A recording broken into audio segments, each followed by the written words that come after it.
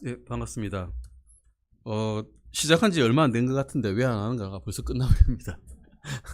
안 하는 게 없어지니까 좀 섭섭하기도 한데, 예, 저한테는 참 축복된 시간인 게, 정말 성경 안 읽는데 이걸로라도 이제 읽게 되니까, 정말 기쁘고 좋은 시간이고, 볼 때마다, 이 책 볼 때마다 느끼는 점이지만, 사람의 말보다는 확실히 성경 말씀이 더 정통하고, 시원시원하고, 확실하다는 겁니다.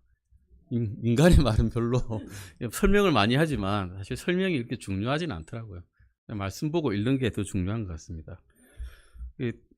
이 말씀은 이제 그 데이비드 M 고어란 분이 비은사주의 크리스찬이 은사주의에게 이 크리스찬에게 묻는 12가지 질문이라고 하는데, 사실은 은사주의 그리스도인들이 비은사주의인 우리 독립신례교회 이래 다니는 사람에게 이런 것을 물어볼 수 있으니까 너희 마음속에 말을 준비해라라는 그런 의미에서 나오는 게 글을 번역해 놓은 글입니다. 디모데후서 2장 15절 말씀에 너는 진리의 말씀을 바르게 나누어 너 자신을 하나님께 인정받은 자로 부끄러울 것이 없는 하나님의 일꾼으로 나타내도록 연구하라고 말씀하고 있습니다. 영어로는 스타디라고 누누이 이제 말씀드리셨겠지만 공부를 하라는 거죠. 우리 학교 다닐 때 공부하지 않습니까? 다른 사람이 물어보면 충분히 내 마음속에, 내 머릿속에 지식이 있어서 그것을 충분히 설명해 줄 수 있도록 우리가 연구하라고 말씀하고 계십니다. 은사주의들이 비은사주의들에게 묻는 12가지 질문이라고 이제 나오는데, 첫 번째입니다. 베드로전서 2장 24절 말씀에 보시면, 찾아보실까요? 한번? 네, 찾아보시겠습니다. 베드로전서 찾아보시겠습니다. 베드로전서 2장 24절입니다. 질문이 12가지니까 상당히 많습니다. 이걸 짧은 시간 내에 하려고 하니까 시간이 좀 모자랄 것 같은데요. 베드로전서 2장 24절 말씀입니다. 주님께서 실제로 이렇게 당하셨습니다. 한번 읽어보시겠습니다. 친히 나무에 달려 자신의 몸으로 우리 죄들을 지셨으니 이것은 죄들을 향해 죽은 우리가 의를 향해 살게 하려 하심이라. 그분께서 채찍에 맞음으로 너희가 고침을 받았나니라고 말씀하고 계시죠. 분명히 우리가 고침을 받았다고 말씀하고 계십니다. 고침은 영어로 힐링이라고 되어 있습니다. 힐링이라고 나오니까 그러면 예수 그리스도를 믿는 사람은 육체의 병이 없어야 되겠다 라고 은사의 주의자들은 이야기하는 겁니다. 우리가 예수 그리스도를 믿으면 육체의 병이 없어집니까? 아닙니다. 우리 병 많습니다. 병 많이 가지고 있고 감기에도 걸리고 더 심한 중병에 걸리기도 합니다. 물론 낫기도 하고 안 낫기도 하지만요. 그런데 은사주의자들은 믿음이 없는 증거로 병에 걸린 거라고 이야기합니다. 그게 믿음이 없는 겁니까? 병에 걸린 게? 그렇지 않죠. 이렇게 말씀하고 있는데, 고침이라는 것은 여러 가지 뜻으로 쓰입니다. 주로 육체적인 치유를 이야기하는 데 쓰이기도 합니다. 또는 상심한 마음을 달래는 데도 쓰였습니다. 누가복음 4장 18절에서. 또는 마귀의 억압을 제거한다는 의미로도 쓰였고, 죄로 물든 행실을 버리는 데 쓰이는 말이기도 했습니다. 하나님께서는 영혼을 구할 때도 이 영혼을 내가 고쳤다라고 이야기하십니다. 베드로의 메시지는 이렇습니다. 구원받은 우리는 죄를 짓지 않으신 그리스도의 본을 따라야 된다는 겁니다. 우리를 고쳐주셨다는 겁니다. 우리가 이미 죄악에 물들어 있었죠. 실제로 우리는 죄악된 삶을 구원받기 전에 살았습니다. 그런데 구원받고 난 다음에도 죄를 버리지 못할 때가 있습니다. 안타까운 일이지만 실제입니다. 다 경험하셨을 겁니다. 경험 안 했다고 하지 마십시오. 저는 경험했습니다. 이런 높은 수준의 행실을 우리는 유지해야 됩니다. 그렇기 때문에 그것을, 그럼 우리가 어떻게 가능할까? 우리는 불가능한데 하나님은 가능하시다는 겁니다. 우리 속에 계신 성령님은 가능하시다는 겁니다. 우리가 따라갈 때, 주님을 따라갈 때 죄들에 대해서는 죽었고 의에 대해서는 살아갈 수 있습니다. 살아난 사람입니다. 습관적인 죄에서 고침을 받았기 때문에 더 이상은 죄의 종으로 살 필요가 없습니다. 예전에는 우린 죄의 종이었습니다. 죄가 시키면 종이니까 주인이 시키는 대로 따라야 되지 않습니까? 그런데 지금은 우리는 의의 종이 되었습니다. 더 이상 옛 주인은 떠났습니다. 새 주인이 오셨습니다. 그러므로 죄를 지을 필요가 없는데 습관이 남아있는 겁니다. 습관대로, 습관적으로 죄를 짓고 있기 때문에 그것을 떨쳐나가는 겁니다. 우리는 이제 방어할 필요가 없습니다. 왜냐하면 우리의 구원자이신 우리 영혼의 목자에게, 우리 주인에게 돌아왔기 때문입니다. 여기서 말씀하는 힐링, 고침은 결국은 은사주의자들이 말하는 병의 고침이 아니라 영혼의 고침을 말씀하고 있다는 것을 우리는 이제 알 수 있습니다. 영적 치료를 의미한다는 거죠. 이사야서 53장 5절 6절 보시면 한번 읽어보실까요? 그러나 그는 우리의 범법들로 인해 부상을 당하고 우리의 불법들로 인해 상하였노라.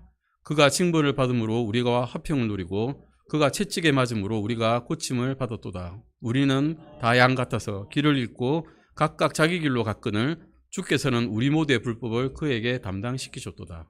아멘. 주님께서 징벌을 받으셨는데 그 이유는 내가 죄를 지었기 때문입니다. 징벌을 받은 이유는 이스라엘 사람들이 죄를 지었기도 하지만 실제적으로 구원받은 내가 죄를 지었고 지금 짓고 있고 앞으로도 지을 것이기 때문입니다. 그 모든 죄를 다 주님께서 상쇄시켜 주셨습니다. 보상을 치르신 거죠. 값을 내신 겁니다. 이미 우리가 지을 죄에 대한 값을. 그런데 이제 이사야서 1장 5절에서 6절에도 말씀해서 또 이스라엘을 비유해 가지고 이사야가 이렇게 이야기했죠. 너희가 어찌하여 더 많이 맞으려 하느냐? 너희가 더욱더 반역하려 하는도다. 온머리는 병들었고 온 마음은 기진하였으며 발바닥에서부터 머리까지 그 안에 성한 곳이 없이 상처와 멍과 골문 종기뿐이거늘 그것들을 꿰매고 싸매고 향유를 발라 아픔을 달래지 못하였도다. 중병에 든 사람 겉에만 치료한다고 낫습니까? 네, 겉에만 살짝 연고 마데카솔 바른다고 낫지 않습니다. 이미 뼈가 썩었는데 어떻게 하겠습니까? 그것을 고쳐주신 분이 주님이시란 겁니다. 야, 아멘입니다. 예수님께서 오셔서 우리의 죄에 대해서 회개를 일으키시고 주님께서 직접 죄에 대한 죄값을 치름으로써 그냥 치른 게 아니시죠. 목숨을 내놓으시고 치르심으로써 고통을 당하시고 자신의 생명을 내놓으셔가지고 본인의 낫게 하는 그 값을 치르셨다는 겁니다. 그리스도께서 채찍에 맞고 죽으셨습니다. 그래서 그분을 믿는 자는 누구든지 이제는 육체적인 그런 고침이 아니라 더 영원한 고침, 영원한 생명을 얻게 되었던 겁니다. 영원한 고침을 받게 된 것이죠. 이것이 고침에 대한 우리가 은사주의자들에게 이야기할 대답입니다. 은사주의자들의 너희가 병이 들었으므로 더 나와서 크게 방언을 하고 다른 행동을 해야 된다라고 말할 때 우리는 당당하게 이렇게 제시할 수 있습니다. 두 번째는 성령 침례와 성령 충만이라고 질문을 할 수 있습니다. 우리 다 알고 있는 거죠. 성령 침례는 우리가 구원받았을 때 예수님 안으로 들어감으로써 성령님께서 우리를 이끌고 주님 안으로 들어가게 함으로써 우리가 성령 침례를 받았다고 이야기할 수 있습니다. 그런데 성령 충만은 또 어떤 것입니까? 우리가 매일매일이 사실은 똑바로 살지는 않습니다. 주님의 말씀에 순종하고 살지는 않죠. 순종하고 살 때는 제 마음이 고양됩니다. 아, 이제 좀 똑바로 사는 것 같다. 이제 좀 잘 사는 것 같아. 이러면 고양돼 가지고 성령이 충만됩니다. 에너지가 막 차는 거죠. 그런데 좀 똑바로 살지 않은 것 같으면 일단 주님과 얼굴을 외면하게 됩니다. 주님의 얼굴을 외면하고 잠깐 성경 말씀 좀 보기 싫은데요. 좀 딴 거 좀 보고 올게요. 이렇게 하게 되죠. 이제 그게 이제 성령 충만하지 못한 삶이 되는 겁니다. 그런데 은사주의자들은 성령 침례와 성령 충만이 똑같이 씁니다. 지금 너가 성령 충만하지 않은 걸 보니까 성령 침례 안 받은 것 같아. 너는 구원을 잃은 사람이냐. 구원을 받았는데 잃기도 해. 이렇게 이야기하는 겁니다. 침례 받지 않았다는 거죠, 한마디로. 주님을 너는 모른다라고 이야기하는 겁니다. 이것이 이제 큰 분기점을 이루는 겁니다. 그러면 내가 구원을 잃었다가 받았다가 잃었다가 받았다가 며칠씩 이게 반복하면서 받는 그런 구원이 진정한 구원입니까? 그렇지 않다는 것이죠. 성령 침례는 원래 보시다시피 잠그다, 담그다 이런 것입니다. 물에 담그는 거죠. 온몸을 물에 담그는 겁니다. 우리가 침례 받을 때 어떻습니까? 우리의 죄된 속성이 무덤에 묻히고 물에 묻힘으로써 다시 일어나서 주님께서 부활하셨듯이 우리가 그 죄에서 일어났다는 것입니다. 이 성령 침례는 다른 하나의 사물을 다른 데 옮겨 놓다라는 의미도 있습니다. 우리가 죄된 몸에서 이제 주님의 성령의 이끄심으로 이제 그쪽으로 옮겨진 것입니다. 어떤 것입니까? 영적 차원에서 이루어진 것이고, 첫째, 그리스도께서 믿는 자를 성령님 안으로 잠기게 하는 겁니다. 또 성령님께서는 믿는 자를 그리스도의 몸으로 잠기게 하십니다. 우리는 성령님으로 또 예수님께로 가게 되는 것입니다. 이것이 이제 두 측면을 보여주는 구절이 요한복음 1장 33절과 고린도전서 12장 13절입니다. 요한복음 1장 33절 잠깐 보실까요? 이건 제가 읽겠습니다. 나는 그분을 알지 못하였으나 나를 보내어 물로 침례를 주게 하신 분 바로 그분께서 내게 이르시되 성령이 누구에게 내려와 그 위에 머무는 것을 내가 보거든 바로 그가 곧 성령으로 침례를 주는 분이니라 하셨기에. 요한복음은 아직 구약시대입니다. 침례자 요한은 하나님의 명령을 받았습니다. 너는 지금 물로 침례를 주지만 분명히 성령으로 침례를 주시는 분이 올 거야. 그 표적이 뭐냐? 누군가의 성령이 누구에게 내려와 그 위에 머무는 게 보면 그게 성령님으로 침례를 주는 분이냐 라고 이야기를 들으신 겁니다. 들었으니 이제 그분을 보고 저분이 우리의 죄를 위해서 오신 어린 양이다라고 이야기를 했죠. 예, 알아본 겁니다. 그리고 그분이 요한에게 침례를 받으려 하니까 침례자 요한은 깜짝 놀라는 거죠. 내가 이분한테 침례를 받아야 될 것인데요. 어떻게 나한테 침례를 받으러 오십니까? 라고 거부를 하기도 했습니다. 하지만 일이 이렇게 되도록 하라고 말씀하셨습니다. 고린도전서 12장 13절 같이 읽어보시겠습니다. 우리가 유대인이나 이방인이나 매인자나 자유론자나 모두 한 성령에 의해 침례를 받아 한 몸 안으로 들어왔으며 모두가 마시게 되어 한 성령 안으로 들어왔느니라. 아멘. 구원받으면 유대인도 없고 이방인도 없습니다. 유대인들은 전통적으로 자신들만이 구원을 가지고 있다고 이야기했습니다. 그런 믿음을 굳게 가지고 있었습니다. 이방인들은 사람으로도 취급 안 했습니다. 그래서 하지만 구원의 역사가 일어난 다음에부터 오순절 이후 성령 강림 사건 이후부터는 없습니다. 이제 구분이 없습니다. 이방인도 없고 유대인도 없습니다. 오직 구원받은 자와 구원받지 못한 자 이 두 부분으로만 나뉘었다는 것입니다. 그리고 곧 그분께서는 성령 안으로 침례를 주시고 우리가 예수님 안으로 들어가는 곧 교회가 되는 일이 큰 기적이 생기게 된 겁니다. 그러면 성령 침례는 언제 일어난가? 우리는 압니다. 언제 일어납니까? 그 믿음이 일어납니다. 예수님 믿음이 일어납니다. 그냥 특별히 어떤 은사가 오거나 불이 내려오거나 내 몸에 어떤 느낌이 오거나 내가 환상에 쌓이거나 특별한 치유의 능력이 생기거나 해서 성령 침례가 일어난 게 아닙니다. 그냥 예수님을 나의 구원자로 개인적인 구원자로 믿으시면 성령 침례 받으신 겁니다. 예. 그런데 은사주의자들은 그렇게 믿지 않고 있다는 겁니다. 특별한 경험이 있어야 됩니다. 예. 방언을 해야 됩니다. 구원 받으셨습니까? 물어봅니다. 구원 받았습니다. 그러면 어떻게 물어본지 아십니까? 방언하시겠네요. 이렇게 물어봅니다. 방언 못하는데 그러면 구원 못 받으셨네요. 이렇게 질문이 오가고 합니다. 아주 간단하게 해석하시거든요. 은사주의자들은. 어떤 경험이 있어야 한다는 겁니다. 그래서 은사를 추구하는 삶을 살게 합니다. 방언이 안 나오는데 방언을 해라고 시킵니다. 어떻게 하면 할 수 있나요? 물어보면 연습하시면 됩니다. 합니다. 얼마쯤 연습해야 됩니까? 물어보면 1년쯤 하시면 됩니다. 하면 됩니다. 1년쯤 랄랄랄라 하다 보면 자기도 모르게 영알이 열리는 게 아니라 귀신이 들어옵니다. 1년쯤 하면 됩니다. 익숙해지거든요. 대뇌 어떤 활동이 일어나는 줄 아십니까? 랄랄랄라 계속하면 만트라라고 그러죠. 처음엔 천천히 합니다. 그러다 빨리빨리 하는 거죠. 우리 돌다가 처음에 천천히 돌다가 빨리빨리 돌면 어떻게 됩니까? 머리가 핑 돌죠. 머리 아무 생각이 안 듭니다. 대뇌의 작동이 좀 멈추는 겁니다. 대뇌가 멈추면 각 대뇌 말고 대뇌 피질에 있는 각각의 이 흥분되는 신경 조직들이 따로 일어납니다. 따로 전기 분국이 일어나는 거죠. 그러면 거기서 어느 영역에서 따로 분국이 일어나면서 이상한 말들이 나옵니다. 운동 영역에서는 이상한 동작이 일어나는 거죠. 왜냐하면 대뇌가 멈췄기 때문에, 조절 안 하기 때문에, 이성적인 지각을 활동할 수 없게 만들었기 때문에 생기는 겁니다. 이것은 이 개신교에만 일어난 게 아닙니다. 불교에서도 일어나고요. 다른 이단 종교에서 다 일어나는 일입니다. 그런 예가 많이 있습니다. 근데 그것은 하나님께서 원하시는 바가 아닙니다. 절대로. 성령 침례는 누가 받습니까? 예, 우리 모두가 받습니다. 구원받은 우리 모두가, 하나님을 믿는, 예수님을 믿는 우리 모두가 받는 것입니다. 성령 침례를 그러면 사모해야 될까요? 사모할 필요가 없죠. 구원받았는데 뭔 사모를 합니까? 그걸 추구할 이유가 없는 겁니다. 우리는 더 이상은 오히려 성령 충만을 추구해야 되죠. 성령 충만은 아까 말씀드렸듯이 순종하는 겁니다.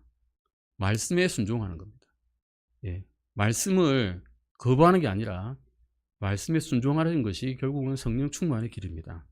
이것은 구원받는 순간에 성령 침례는 일어나기 때문에 그리스도인이라면 누구나 다 갖고 있습니다. 그래서 이것을 추구하실 필요가 없습니다. 성령 충만에 나오는 말씀은 이것입니다. 추구해라라고 많은 말씀은 사실 에베소서 5장 18절 말씀밖에는 사실은 없습니다. 한번 읽어보실까요? 술 취하지 말라. 거기에는 과도함이 있나니 오직 성령으로 충만하라. 명령어니까 이거 열심히 추구해야 될 것 같긴 한데 사실은 여기에 빠져 있으면 주님의 말씀에 빠져 있으면 그냥 저절로 충만하게 됩니다. 예, 술 취하는 사람은 술로 충만하다 보면 이제 어떻게 됩니까? 예, 지각이 무뎌지고 어떤 본성적인 행동이 나오죠. 그러면 어떻게 됩니까? 자기 하고 싶은 대로 합니다. 예, 술에 따라서 가는 거죠. 술에 따라서. 그러면 성령으로 충만한 사람은 성령님께서 시킨 대로 합니다. 이게 말씀에 충만한 겁니다. 이것이 계속해서 충만하라는 말씀이죠. 술 취하지 말라 했는데 오직 성령으로 충만하라고 하는 현재 시제입니다. 지금 충만하고 계속적으로 현재 진행형으로 충만하세요라는 뜻입니다. 성령 충만은 유지되지만 잃어버릴 수도 있습니다. 그때는 회복할 수 있습니다. 다시 성경으로 돌아가십시오. 그러면 회복되십니다. 성령 충만은 하나님께 순종하시고 성령님의 권능 안에 걸어갈 때 성령님과 같은 길을 걸을 때 그때 우리는 얻을 수가 있다는 것입니다. 성령 침례와 성령 충만은 이제 아시겠죠?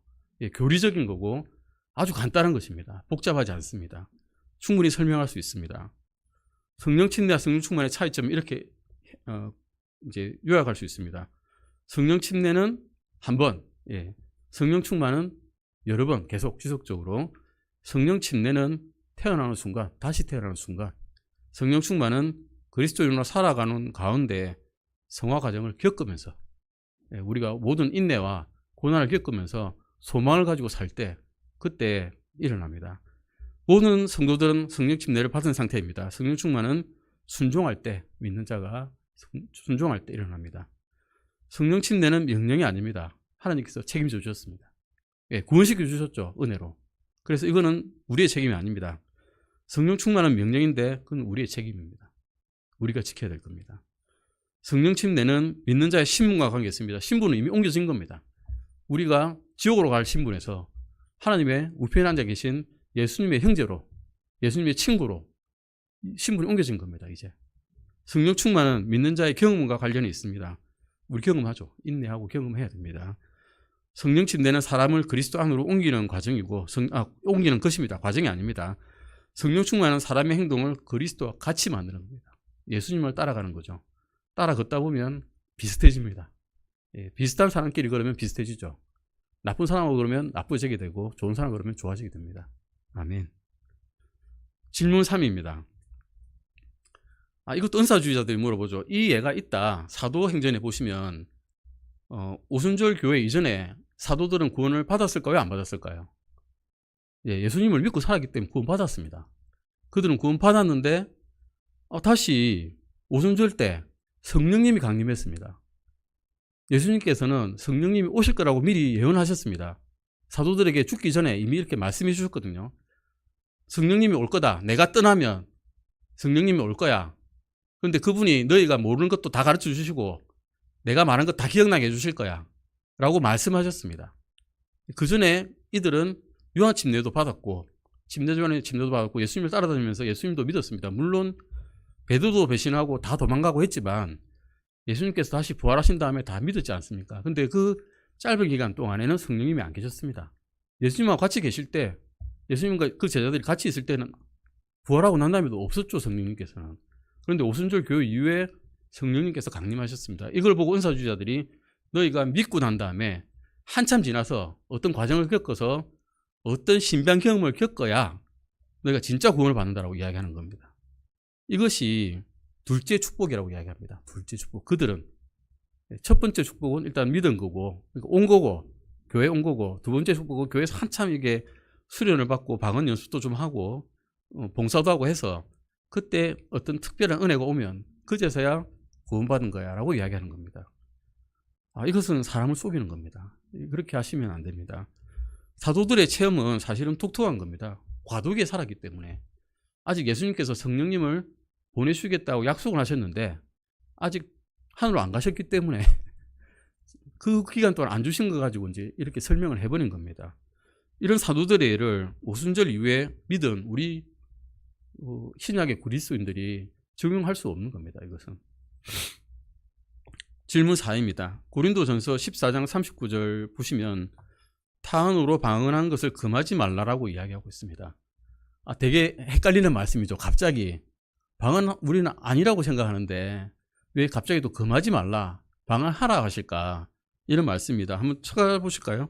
14장 39절입니다. 고린도전서 14장 39절입니다.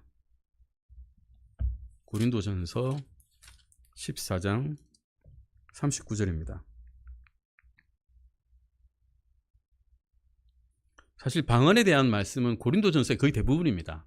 물론 사도행전에도 방언하는 일이 나오고 베드로전서에도 고넬료가 방언하는 일들 이런 것도 다 있었기 때문에 베드로전서에 기록되지 않았지만 사도행전에 기록되지만 베드로가 경험했던 일들로 방언이라는 말들이 나오는데 고린도전서의 거의 대부분, 에베소에 가끔 이렇게 조금 있습니다. 고린도전서 14장 39절 읽으시겠습니다. 그러므로 형제들아 대언하는 것을 사모하고 타 언어들로 말하는 것을 막지 말라라고 이야기하고 있습니다. 여기서는 KJV에서는 분명히 타 언어라고 되어 있죠. 근데 방언이라고 이제 우리나라 말로는 해석이 됩니다. 이렇게 분명히 금하지 말라고 되어 있는데 왜 우리 교회에서는 방언은 하면 안 됩니다라고 합니까? 라고 물어보는 겁니다. 근데 고린도전서 13장 8절에서 12절 말씀 보시면 다른 것은 쭉 보시면 되는데 여기 보시면 8절만 한번 읽어보실까요? 사랑은 결코 없어지지 아니하나 대언들은 있다 해도 없어질 것이요 타 언어들도 있다 해도 그칠 것이며 지식도 있다 해도 사라지리라 라고 이야기하고 있습니다. 사랑은 없어지지 않습니다. 주님께서 우리에 대한 사랑은 없어지지 않죠. 사실은 절대 없어지지 않는데 대언들이라 그러면 프로페시라 그래가지고 앞으로 일어날 일을 말하는 것도 대언이고 하나님의 말을 직통 계시받아가지고 이야기하는 것도 대언입니다. 둘 다 대언이죠. 결국 하나님의 말씀인데 이것들도 없어진다는 겁니다. 그리고 지식도 있다 해도 사라집니다. 이 두 가지 대언과 지식은 언제 사라지느냐? 완전한 것이 오면 사라집니다. 완전한 것이. 그게 예수님께서 오시는 것인지 아니면 이 신약 성경, 구약 성경 이게 완성인지를 구분을 잘 못할 수가 있습니다. 신약 성경이 만약 이 완전한 것의 완성이라면 대언과 지식은 없어져야 됩니다. 이제 즉 직통 계시 받는 사람은 없다는 겁니다. 없습니다. 직통 계시는. 내가 특별히 하나님께 오늘 전화를 해봤는데 그 말씀 이렇게 말씀하셔서 오늘 저리로 가라 하셨어 이런 건 없다는 겁니다. 그리고 지식도 똑같이 없어진다는 겁니다. 이건 베니시 어웨이라 해가지고 타의적으로 없어진다는 겁니다. 강제적으로 없어진다는 거고. 그런데 타 언어들은 어떻게 되어 있습니까? 그칠 것이라고 되어 있습니다. 그칠 것. 그친다는 것은 영어로는 cease라고 되어 있습니다. 저절로 없어지는 겁니다. 그냥. 외부의 힘의 의가 아니라 그냥 없어진다. 이거는 그냥 사라지는 것이야. 라고 이야기하신 겁니다. 타 언어들도 있다 해도 그친다는 겁니다. 그냥 없어진다. 지식과 대언보다 더 빨리 없어진다는 겁니다. 우리가 생각을 한번 해보십시오. 방언이라는 것은 타 언어라는 것은 원래 주신 목적이 있었습니다. 원래 주신 목적은 믿지 않는 유대인들이 믿게 하려고 표적으로서 주신 겁니다. 그게 성경적인 정의입니다. 성경의 정으로서 이렇게 됐다면 만약에 유대인들이 뿔뿔이 흩어진다면요. 다른 나라들로 가버리게 되고 강제적으로 압송된다면요.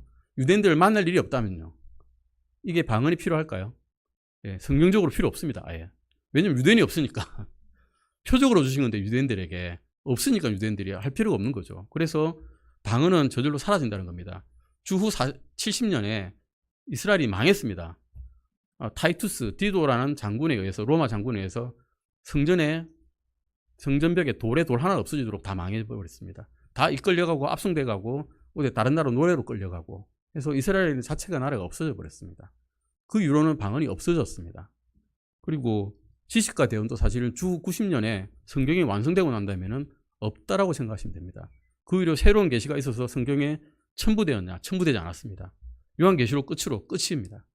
그 말씀에 요한계시록 말씀에 뭘 하나 더 하거나 빼거나 하면 저주가 있다고 하셨죠. 이미 끝난 겁니다. 사실은. 그래서 방언도 저절로 그치게 된다고 말씀하고 계십니다.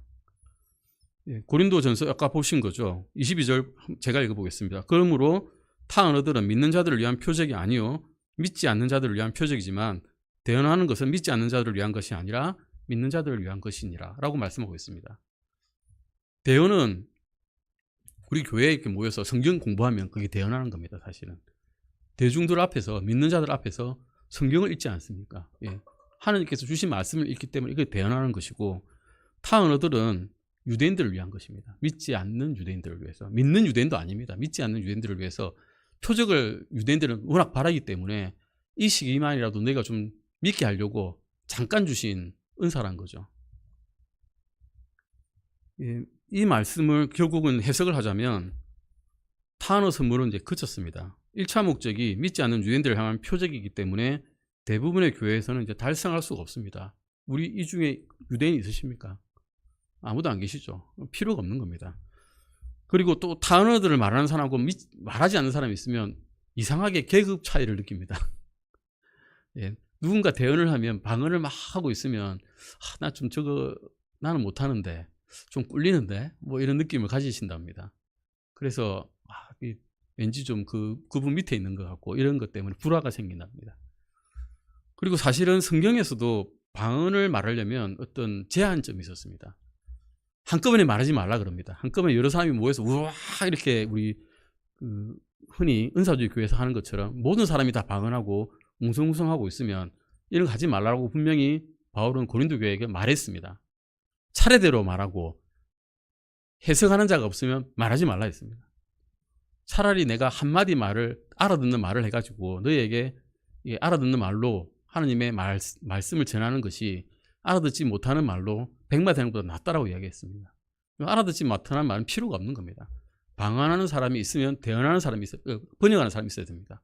그래서 은사 주실 때도 뭐 가르치는 사람, 교사, 뭐 다른 뭐 봉사하는 사람 쭉 다 주시고 맨 마지막에 주신 은사 순번이 방언하는 것과 그러니까 타언어 말하는 것과 타언어 번역하는 것 두 가지 은사가 맨 마지막에 나옵니다. 꼬랑지라는 거죠. 꼬랑지 은사입니다. 사실은 이게 맨 마지막에 나왔던 그 당시에서도 꼬랑지 은사였는데 지금 방언을 너무나 이게 지켜 세우고 있는 겁니다. 질문 5입니다. 방언은 이제 그런 거고요. 예수 그리스도께서는 어제도 오늘도 동일하시다라고 히브리서 13장 8절에서 말씀하고 계십니다.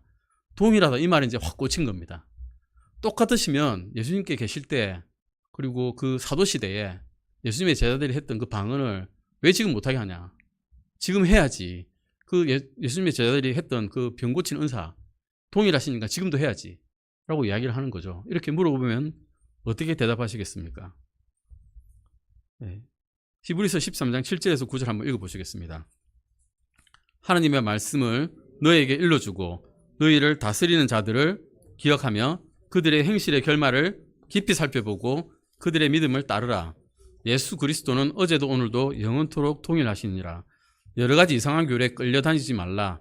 은혜로 마음을 굳게 함이 선한 일이요 음식으로 할 것이지 아니니 음식에 전념하는 자들에게 음식이 유익을 끼치지 못하였느니라 라고 말씀하고 있습니다. 이 말씀은 사실은 히브리서의 전체의 축약판이라고 할 수 있습니다. 히브리서의 요지입니다. 주님께서는 하나님의 말씀을 너에게 일러주고 그들을 다스리는 자를 기억하라 했습니다. 옛날 구약 선지자들이죠. 알고 보면 그 사람들을 기억하고 그들의 행실의 결말을 깊이 살펴보라고 하고 계십니다. 오늘 아침 우리 예배 시간에 들었던 사울의 그 행동, 사울의 인생이 어땠습니까? 어리석게 행함이었습니다. 어리석게 행함으로써 그 결말이 어땠습니까? 비참한 죽음이었습니다. 바르게 행한 사람들의 그 결말도 보십시오. 그들의 결말은 그들의 조상의 무덤으로 갔다고 되어 있습니다. 사울의 결말은 그들의 조상의 죽음으로 갔습니까? 무덤으로 갔습니까? 못 갔습니다. 사울은. 하지만 주님께로 가는 그 결말을 우리는 바라고 있습니다. 우리는 주님을 가기를 간절히 원하고 있습니다. 아멘. 히브리 성도들이 신실해야 되는 이유를 이렇게 말씀하고 있습니다. 왜냐하면 예수 그리스도께서는 어제도 오늘도 영원토록 동일하시기 때문에 그것이 신실해야 되는 이유입니다. 그들 조상들은 같지만 예수님께는 동일하십니다.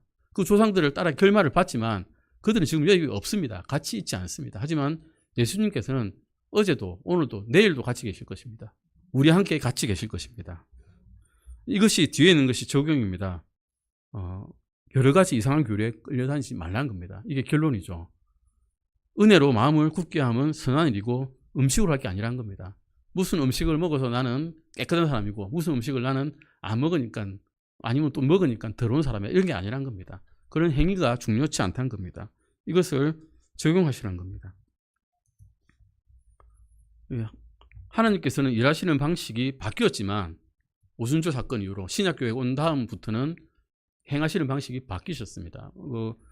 우리 사도행전 초기에 여러 성도들이 같이 모여가지고 공동생활 하신 거 아시죠?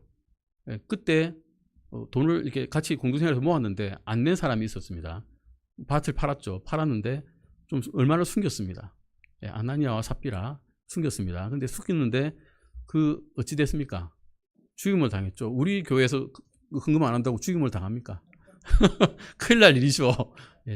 형사법으로 처벌될 일입니다. 절대 그렇지 않습니다. 될 수도 없고요. 하지만 그 이후로는, 그러니까 그 사건 때는 그랬지만, 지금은 그 사도시대에는 그랬지만, 지금은 은혜로 우리를 다스리고 계십니다. 하시는 방식이 바뀌었다는 겁니다. 경륜이 바뀌었다 그러죠, 우리가 이걸. 하지만 그분의 인격은 불변하십니다. 본질도 불변하십니다. 역사 경영 방식은 똑같지 않습니다만 그분은 똑같으신 분이십니다. 단어 선분은 어쨌든 영구히 지속되는 보증이 아닙니다. 우리는 방언에 대해서는 그렇게 생각하시면 됩니다. 보증이 아닙니다. 이제는 이것이 은사로서 주어질 수는 있습니다. 어떤 경우에 하나님께서 무엇이든지 하실 수 있지 않습니까? 우리가 이를테면 선교사로 갔다고 합시다. 아프리카에 갔습니다. 말도 모르는 부족입니다. 그 선교사님에게는 아무런 은혜에 대한 재질이 없습니다. 재능도 없습니다. 옆에 번역사도 없습니다. 그런데 희한하게 말을 알아듣게 되는 일이 생길 수 없다고 할 수 있습니까? 하나님께서 은혜를 주시면 하실 수 있습니다. 왜 못하시겠습니까? 필요하시면 하십니다. 하지만 그 사람이 그 은사를 내가 특별히 하기 때문에 갖고 있어 라고 할 수 있습니까? 사도시대처럼 그렇지 않다는 겁니다. 이제는. 그리고 이제 한 가지 질문이 있죠. 방언은 하늘의 언어야 라고 이야기하는 사람이 있습니다. 이거는 우리가 막 이렇게 말하잖아요. 말하면 못 알아듣잖아요. 우리가 솔직히 말해서 못 알아듣는데, 제가 방언을 안 해봤기 때문에 잘 모르겠는데 방언을 하는 사람 한 번 본 적이 있어요. 이게 제 어린 경험이에요. 굉장히 어릴 때 중학교 때 경험인데, 제 이모가 방언을 했어요. 목사님의 아내입니다. 방언을 하시더라고요. 못 알아듣겠어요. 무슨 말인지. 같은 음이 계속 반복되는데 무슨 말인지 못 알아듣겠어요. 굉장히 충격적이어서 그때부터는 교회하고 발도 안 들였어요. 그땐 어린이 성경 시간이라도 갔는데 크리스마스 나눠준다 그러면 그거는 무서워서 안 갔거든요. 솔직히. 근데 그게 하늘의 언어라고 이제 이야기를 하는 겁니다. 너희는 못 알아듣지만 이건 하늘의 언어야. 천사들의 언어야 라고 이야기하는 겁니다. 그럼 증명을 어떻게 할까요? 타 언어, 영어로는 tongue이라고 되어 있고요. 우리 KJV에서는 그리스어로는 글로사라고 되어 있고, 이건 사람의 입안에 있는 혀고 사람이 구사하는 특별한 지역의 사투리고 언어다. 방언이다. 이해할 수 없는 말이다 라고 이제 되어 있기 때문에 이걸로는 사실은 뭐라고 정의를 할 수가 없습니다. 이 방언이 천사의 언어인지 아니면 그냥 지역 방언인지 그 단어만 갖고 우리가 알 수 없습니다. 그러면 용례를 봐야죠. 이렇게 어떻게 쓰였는지. 오순절 사건 첫 번째입니다. 오순절 날 이제 여러 곳에서 예루살렘에서 온 사람들이 포함한 군중들이 놀란 것은 유대인들이 왔는데요. 각 지역에 사는 유대인들입니다. 아프리카 새까만 유대인들, 저 유럽에 사는 유대인들, 각 지역에서 토종으로 사는 유대인들 있잖아요. 2세대들. 그 사람들이 예루살렘에 다 모였는데 그 사람들 유대인 말을 할 수 있는지 없는지는 잘 모르겠습니다. 했는지 아닌지 잘 모르니까. 어쨌든 이 사도들이 나가서 이야기를 하는데 자기 나라 말로 다 들리는 거예요. 자기 나라 말로. 저절로 통역되는 거죠. 요즘에 좀 무서운 게 갤럭시 24에서 이제 AI 기능이 나와가지고 번역이 저절로 되더라고요. 그런 현상이 자기들한테 기를 수도 없는데 일어났다는 겁니다. 저절로 그냥 귀로 통해서 태어난 언어로 듣는 게 어찌된 일이냐라고 이렇게 말을 하고, 거기 나오는 각 지역에 나오고 각 지역의 언어들이라고 이야기를 하고 있기 때문에 이것은 첫 번째 용례는 일단은 사람의 말이구나 라는 것을 알 수가 있습니다. 두 번째 용례입니다. 둘째는 이방인 고넬료의 집에서 일어났습니다. 사도행전 11장 15절에서 17절에서 말씀이 나오는데요. 베드로가 고넬료의 집에 갔죠. 거부하다가 하나님께서 정하다 하신 것을 더럽다고 하지 말라는 말씀을 듣고 일단 갔는데, 가서 이들에게 말씀을 전하니까 그들에게도 자기들이 오순절날 일어났던 것과 똑같은 일이 일어났다라고 기록이 됐습니다. 그러면 그게 뭡니까? 똑같은 사람의 말이 이방인의 말들, 타언어들이 그들의 입에서 나타났다는 겁니다. 뭐 이상한 바람 같은 소리가, 바람이 막 불고 불이 온 게 아니고 그 오순절날에도 바람 같은 소리가 났고 불같이 생긴 혀 같은 것이 나타났다고 했지 불이 아닙니다. 불세례 생각하지 마십시오. 이런 것들을 선물을 그들이 받았다는 겁니다. 그 은사를 받았다. 이걸로 보면 아, 이것도 그냥 말이구나, 사람들의 언어구나 라고 알 수 있습니다. 세 번째 용례입니다. 사도행전 19장 1절에서 7절입니다. 이건 고린도 교회에 있다가 에베소 교회로 갔습니다. 에베소에 있는 고린도 교회는 아볼로에게 맡겨놓고 이제 그 바울이 에베소 교회에 가니까 거기서 말씀을 전하니까 그들이 알지 못하는 타언으로 말을 한다는 것입니다. 은사를 받았다는 거죠, 한마디로. 예.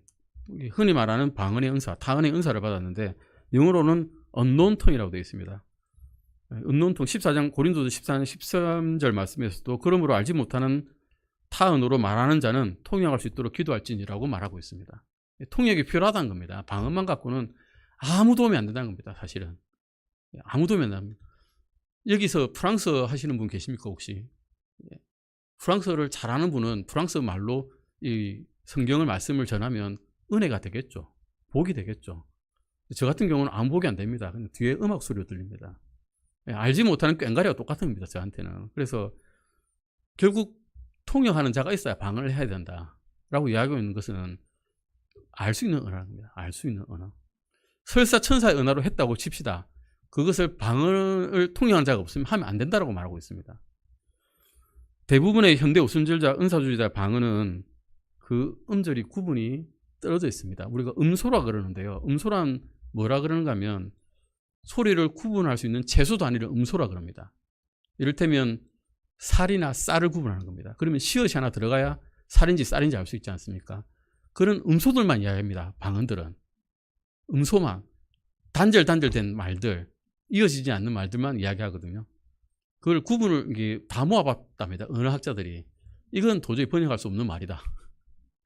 이거는 의미가 없는 말이다 라고 이미 다 판결이 난 거거든요. 그래서 결국은 성경이 말하는 참된 타언어는 오순절주의자들의 방언은 아니란 겁니다. 일단 사람의 말이라고 우리는 생각해야 되고, 사람의 말이 아닌 그런 말들이라고 판단되는 것은 사실은 의미가 없는 말들이었다라고 생각하시면 되고, 또한 웃기는 것은 번역하는 자들이 있는데 거기도 번역하는 자들마다 다르게 번역합니다. 한 사람은 방언하는 걸 듣고 이 사람이 목사님을 저주하네, 그리고 어떤 사람은 저 사람이 목사님을 찬양하네, 이렇게 서로 다른 번역이 나온다는 겁니다. 그러면 그게 무엇이겠습니까? 하나님은 질서의 하나님이시지 무질서의 하나님이 아니십니다. 혼돈에 빠지게 하는 하나님이 아니란 거죠. 다음은 축사라고 해서 마귀들을 내쫓습니까? 이거 좀 궁금하지는 않으시죠?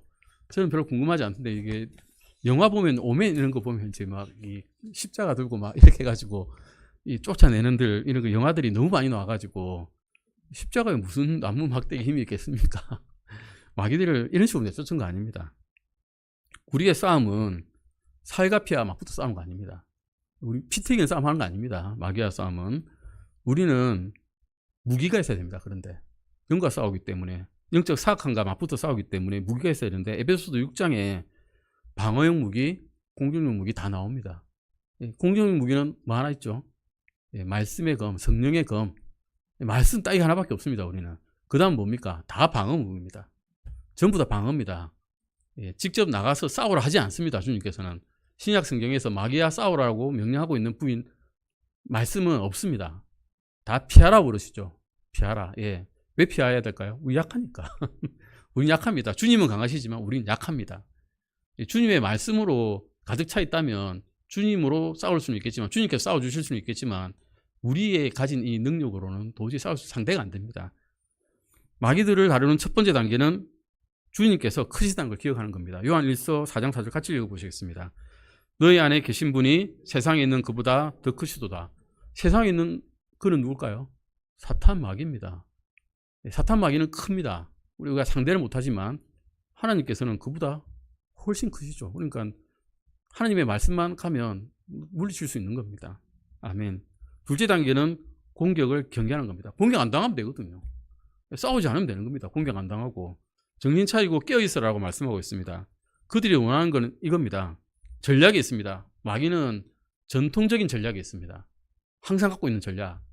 사람의 약한 점을 공격합니다. 내 약한 점. 그걸 공격합니다. 분명히 공격합니다. 잘 알거든요. 고대부터 지금까지 약한 점만 공격합니다. 강한 점, 내 잘하는 거 공격하지 않습니다.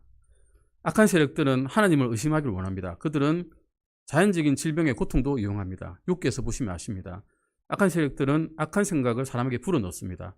또 우리가 거기에 말려들게 합니다. 또한 우리의 육체 약하기 때문에 육체를 이용합니다. 그러면 우리는 어떻게 이겨낼까요? 하나님께 그냥 순종하는 것밖에 없습니다. 욥이 어땠습니까? 그냥 순종했습니다.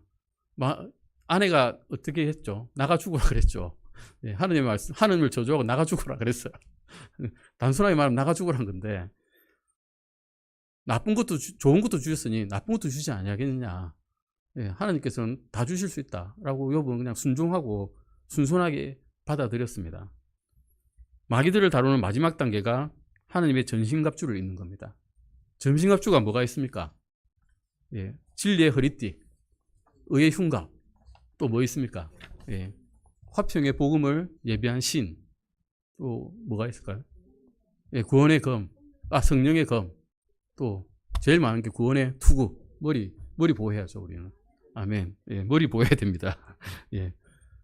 기적의 은사가 오늘날 왜 맞지 않습니까? 지금까지 말씀한 거 똑같습니다. 기적이란 것은 마이티 워크, 능력 있는 일, 또 원더, 놀라운 일, 사인 해가지고 표적 이렇게 있습니다. 그런데 이것을 주신 목적은 딱 한 가지밖에 없습니다. 하나님의 말씀을 확증하는 것. 그 시대에 지금은 확증이 됐습니다. 이미 주셨습니다. 보고도 안 믿는 사람만 불쌍하게 되어 있습니다. 지금은. 그래서 이런 게 필요 없다는 겁니다. 기적은 항상 하나님의 일꾼과 그가 선포하는 말씀이 참됨을 보여주는 표적이었습니다. 병고침의 은사가 오늘날 적용될까요? 병고치는 일은 생깁니다. 하나님께 기도하였더니 하나님께서 은혜 주셔서 병고치게 해주셨다. 간증 많습니다. 저도 믿습니다. 하지만 특별한 이 사람이 병고치는 은사가 있어서 손을 대면 낫는다. 안 믿습니다. 그런 일은 있을 수가 없고, 만약에 있다면 마귀의 일을 가능성이 더 많습니다. 마귀도 자신을 빛의 천사로 가장하기 때문에 마귀도 능력이 있거든요. 능력이 갖고 있는 걸 써가지고 사람을 미혹하게 할 수 있습니다. 이단 종교에서 많이 일어나지 않습니까? 근데 대부분의 이런 병고침을 퍼센테이지로 따져보면 대부분은 심리적인 병이었고, 만약에 골절이 있었는데 손대서 나았다 이런 거 있으면 믿겠습니다. 탈장이 됐는데 손 안 대고 칼 안 대고 그냥 손만 딱 대가지고 안수만 해가지고 나았다 그러면 믿겠습니다. 그런 일은 없습니다. 다 심리적인 문제들만 그러고 아주 극소수 희귀한 일들이 있을 수는 있겠지만 없다고 보시면 됩니다. 병고침이란 것은 어떤 사람이 자기가 원하는 대로 신체 병을 치료할 수 있는 초자연적인 능력인데, 이러면 의사가 필요 없겠죠. 의사가 왜 이런 사람을 양성하면 되지 의사를 왜 의과대학을 왜 만듭니까? 양성해야죠. 이런 사람이 있으면. 이거는 그 시대에 자신의 뜻에 따라서 하나님께서 표적들과 이적들과 다양한 기적들로 성령님의 선물들로 주시는 그냥 일부입니다. 이것은 사라지는 것입니다. 없어지는 것입니다. 아멘. 사도 바울이 어땠습니까? 사도 바울은 능력이 많은 사람이었습니다. 은사가 많았고, 심지어는 그 사도들이 지나간 그림자만 되어도 병 있는 사람이 병이 나았습니다. 근데 그 위에 그런 일이 있었습니까? 없었습니다. 바울은 선교 여행 때 자기가 동행한 드로비모를 못 고쳤습니다. 그래서 아파서 밀레도에 남겨뒀습니다. 바울은 자기 구기자 디모데도 못 고쳤습니다. 그래서 포도주를 마시라 그랬죠. 포도주를 마시라. 일반적인 그때의 의학 권고사항입니다. 그냥 포도주 마시고 쉬어라. 권고사항입니다. 바울은 자기 병도 못 고쳤습니다. 자기 병 고쳐달라고 3번이나 기도를 했죠. 내 은혜가 내게 족하다라는 말만 듣고 이제 핀잔 듣고 포기했습니다. 은혜가 넘치는 걸 오히려 더 느꼈죠. 포기한 게 아니라. 야고보서 근데 5장 14절 말씀 이게 병원에 많이 써놨습니다. 아주 은혜가 되는 말씀이기 때문에 병원에마다 붙여놨습니다. 너희 가운데 병든 자가 있느냐? 그는 교회 장로들을 부를 것이요 그들은 주의 이름으로 그에게 기름을 바르고 그를 위해 기도할지니라 라고 말씀하고 있는데요. 이게 이제 그리스어로는 이제 크레오가 이제 기름 부음 은사랍니다. 근데 그 알레이포라는 단어를 써가지고 그냥 그를 문지르는 일이라고 이야기를 하고 있습니다. 결국은 일반적인 의학 치료란 거죠. 그것도. 예. 장로들께서 기도를 해주시면, 우리 성도들이 다 기도해 주시면 얼마나 좋습니까? 아름다운 일이고 하나님께서 받으실 만한 기도입니다. 그리고 하나님께서 은혜 베푸셔서 낫게 해주시면 감사한 일이죠. 예. 그건 있을 수 있는 일입니다. 충분히 은혜롭고 주님께서도 받으시기에 합당한 기도라고 생각됩니다. 하지만 우리의 결론은 이렇습니다. 아프면 기도하십시오. 아프면 병원에 가서 의학의 도움을 받으십시오. 예. 참고 난 기도로 나을 거야, 그러지 마십시오. 예. 현대의학 믿으셔야 됩니다. 예. 그리스도의 몸이 확실하게 고쳐지는 것은 우리는 알고 있습니다. 우리가 구원받아서 예수님의 몸과 같은 몸이 되면 그냥 있던 병 다 없어질 것입니다. 당연히 없어지겠죠. 로마서 8장 23절 읽어보시겠습니다. 그뿐 아니라 우리 자신 곧 성령의 첫 열매를 소유한 우리까지도 속으로 신음하며 양자 삼으심, 즉 우리 몸의 구속을 기다림은, 우리 몸의 구속을 기다립니다. 아픈 것 없는 세상, 주님과 함께 영광스러운 길을 걸을 수 있는 그 세상, 주님과 함께 걷는 그것만으로도 사실 기쁜데 영광스러운 몸까지 주신다는 이런 약속, 기쁩니다. 이런 선물은 없다는 것을 이제 아실 것입니다. 특별한 계시 없다. 우리 알고 있죠. 이제 특별한 계시는 없습니다. 이미 다 완성되었습니다. 고린도전서 대언자들을 이렇게 이야기하고 있습니다. 대언자들은 두 사람이나 세 사람이 말하고 다른 사람은 판단할 것이요. 만일 곁에 앉아 있는 사람이 다른 사람에게 어떤 것이 계시되면 먼저 하던 사람은 잠잠할지니. 그때는 대언이 넘치던 시였습니다. 신약이 없었죠. 아직 그때는. 신약이 완성되기 전 단계입니다. 그래서 대언자가 있었습니다. 대언이 넘쳐가지고 그 대언을 하는데 중구난방으로 하라고 하지 않으십니다. 두 사람이나 세 사람이 말을 하면 다른 사람 한 사람 판단하고 있어야 됩니다. 이게 정말 성령님께서 말씀하시는 건지 사탄이 말하고 있는 건지 판단하라고 옆에 딱 지키고 있는 겁니다. 그리고 어떤 사람이 계시면 계시가 됐다. 그러면 먼저 하던 사람 잠깐 잠잠해라. 일단 들어봐라는 겁니다. 우리가 믿는 것은 신약 성경이 이제 완성되면서 이 세대에게 알고 싶은 모든 일은 다 알리셨다는 겁니다. 이제 주님은 기록된 말씀에 이제 빛을 비추시는 겁니다. 우리 조명된다 그러죠. 조명한다. 하나를 읽으면 그 뒤 옆에 것을 조명시켜 주십니다. 한 구절 더 읽으면 더 조명시켜 주시고 지식이 깊어지면 깊어질수록 성경을 더 잘 이해할 수 있게 됩니다. 그것을 우리는 믿고 있습니다.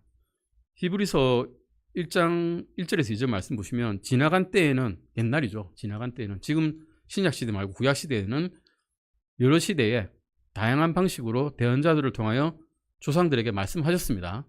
근데 지금 이 마지막 날에는 뭐라고 하십니까? 자신의 아들을 통하여 우리에게 말씀하셨습니다. 성경 주셨다는 겁니다. 예수님의 말씀으로서 이 성경이 다 채워져 있습니다. 이제는 이 말씀은 마지막 날에는 그리스도께서는 하나님의 계시의 전부가 될 거라고 말씀하고 계십니다. 이게 끝이란 겁니다. 이제 더 이상 직통 계시 없다라고 말씀하고 계십니다. 더 이상 대언자들을 통해서 말씀하지 않으시고 하나님의 정확한 형상이시고 세상을 만드신 분이시고 만유의 상속자이신 예수 그리스도를 통해서 말씀하십니다. 월등하신 분이고 하나님이시니까 더 월등한 계시를 주십니다. 성경을 읽으시는 게 훨씬 낫다는 겁니다. 다른 잡다한 지식보다 100배 낫다는 것입니다. 그분이 사람에게 가장 완전한 하나님의 메시지를 가져오십니다. 이것도 아까 말씀드린 거죠. 방언은 성령 침례 받은 거 아니다. 이건 그때 말씀드린 겁니다. 아까 말씀드린 거고요. 아까도 말씀드렸죠. 이게 사실 이건 이사야서 11장 28절에 나오는 말씀인데요. 율법에 이게 이사야서 11장 28절입니다. 내가 다른 언어들과 다른 입술들을 가진 사람들을 써서 이 백성에게 말하리라. 그러나 그 모든 것에도 불구하고 그들이 내 말을 듣지 아니하리라. 주가 말하노라 하고 기록되었으니, 그 어부무지랭이였던 그 사도들이 이런 유창한 아주 지식이 높은 구약의 성경 말씀을 다 기억하고 이 신약에 다 기록했다는 겁니다. 놀랍지 않습니까? 물론 바울은 율법에 능통했지. 가말리엘 밑에 문화에서 있었기 때문에 율법에 율통했겠지만 사도들 베드로조차도 이 구약에 대해서 능통했습니다. 성령님께서 다 가르쳐 주셨다는 겁니다. 그래서 결국은 타 언어들은 믿는 자들을 위한 표적이 아니고 믿지 않는 자들을 위한 표적이었다라고 이제 알고 계시면 됩니다. 고린도 교회에 대해서 좀 아시는지 모르겠네요. 고린도 교회는 은사가 넘치는 교회라고 말씀드렸죠. 유대인들이 많은 지역이었습니다. 거기는 바울은 자기 민족에 대한 애국심이 투철한 사람이었습니다. 바울은 자기 민족이 구원받기를 누구보다도 원했습니다. 그래서 그의 늘 일상적인 행동은 어떤 지역에 가잖아요. 그러면 회당에 먼저 들립니다. 그래서 그 회당에 안식일마다 가서 말씀 전하는 겁니다. 자기가 박해를 받든 안 받든. 어떻게 된 것이 보시겠습니다. 바울은 자신의 사역을 고린도에서 또 유대인들 사이에서 시작했습니다. 처음에 관례대로 유대인들의 회당에서 말씀 선포했습니다. 실라 디모데가 바울과 합류했습니다. 그래서 고린도 유대인들에게 특별한 짐을 지었습니다. 믿지 않는 유대인들이 어떻게 나옵니까? 이것 봐라 나오는 거죠. 우리 교회에서 만약에 불교를 전한다면 어떻게 하겠습니까? 이상한 사람이라 하겠죠. 쫓아내겠죠. 그런데 그에 무릅쓰고 회당에 들어가서 복음을 전했습니다. 복음을 반대하니까 그들이 쫓겨나가니까 유수도라고 하는 집에 모여가지고 바로 옆집입니다. 회당에 있으면 바로 옆집 유수집이에요. 거기에 모여서 모임을 가집니다. 얼마 안 지나서 그 유대교의 치리자인 그리스도가 나 교회 바꿀래 해가지고 온 겁니다. 나 그리스도 믿을래. 왔습니다. 그래가지고 이 치리자가 없으니까 어떻게 되겠습니까? 두 번째 치리자 뽑습니다. 그래도 좀 유대교에 능통한 자겠죠. 그래서 소스데네가 뽑힙니다. 그 회당의 치리자로. 그런데 고린도전서 첫 번째 1절에 보시면 어떻게 됩니까? 문서에 바울과 우리 형제 소스데네는 두 번째 치리자도 뺏겼습니다. 예, 다 그리스도를 믿게 된 겁니다. 아멘입니다. 예. 결국은 고린도 사람들은 많은 은사를 받았습니다. 정말 많은 은사를 받았습니다. 은사가 넘치는 교회였습니다. 근데 은사는 넘쳤는데 영적인 어린아이이 돼가지고 자랑을 한 겁니다. 은사를. 나 방언해. 나 이런 은사 있어. 나 병 고치는 은사 있어. 어린아이들처럼 서로 자랑하기 시작하면 어떻게 됩니까? 서열이 매겨집니다. 서열이 매겨져가지고 네 내 말 들어야 돼. 넌 아랫사람이야. 서로 분쟁하고 심지어는 이제 주의 만찬이 있을 때도 먼저 먹는 사람도 있고 배고픈 사람도 있고 교회가 화평이 없는 겁니다. 이런 교회가 되어버렸습니다. 바울은 고린도전서 12장 29절에 30절 말씀에서 7가지 질문을 던졌는데 맨 마지막에 모두 타언어들로 말하겠느냐라고 물었습니다. 예. 현대에도 다 타언어로 말하면 이게 은사주의자들은 이게 구원받은 거야라고 이야기하는데 그 당시에도 방언은 다 갖고 있는 은사가 아니었다는 겁니다. 모든 사람이 가진 은사가 아니었다는 거죠. 하지만 모든 사람이 받은 게 하나 있는데 고린도 사람들도 뭡니까? 성령 침례는 모든 사람이 받았습니다. 예, 구원받았다는 겁니다. 그냥. 예. 이게 결국은 타언어가 성령 침례를 보여주는 표적이 될 수 없다는 겁니다. 고린도 사람들도 성령 침례를 받았는데 다 방언을 못했다는 겁니다. 예, 그 시대의 일을 이 시대로 가져올 수도 없지만 그 시대에도 없었던 일을 이 시대에 가져올 수는 없는 겁니다. 사도행전의 체험들이 교회 시대에 일반적으로 일어나는 현상이 왜 아니냐라고 물어봅니다. 그때 그랬으니 아까도 말씀드렸죠. 히브리서의 말씀에 넣어도 어제 그 주님이 오늘의 주님과 동일하다 이야기했는데 왜 똑같은 일이 우리 교회는 없냐 물어봅니다. 신약 성경이 완성됐다는 겁니다. 표적은 필요 없습니다.